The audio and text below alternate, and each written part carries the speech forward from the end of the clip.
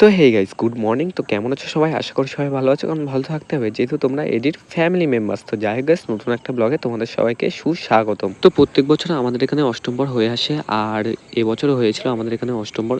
তো সেদিন ছিল অষ্টমবারের শেষ দিন, আর শেষ দিনে গ্রামের প্রায় সবাই ধুলোটে বার হয়, মানে গ্রামে ঘুরে ঘুরে সবাই আবির খেলে। আর এইদিকে এই রড টাইপের এইটাকে ভালো করে ফুল দিয়ে সাজিয়ে, আর তার ভেতরে তোমরা দেখতেই পাচ্ছ ছোট ছোট মানে ছেলেমেয়েরা, মানে বাচ্চা ছেলেমেয়েরা বসে আছে। তো তাদেরকে সাজিয়ে গ্রামে বেরোনো হয়। তো সেটা দেখার জন্য আমিও বেরিয়েছিলাম, কিন্তু বন্ধু আমার কি অবস্থা করে সেটা তোমরা দেখো। কি অবস্থা তোর? এই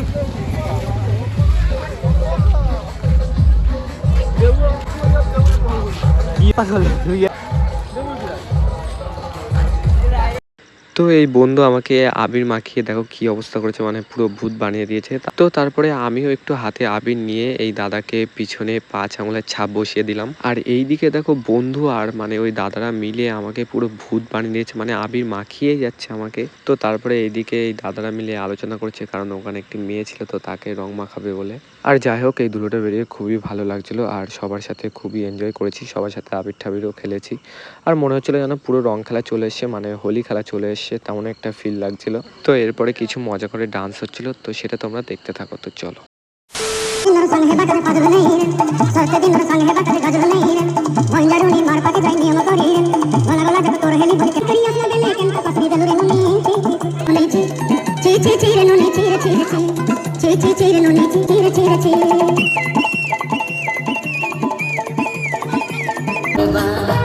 রাধা কুণ্ডে স্নান করাইয়া শীতল মোরে করো গিরির তীরে।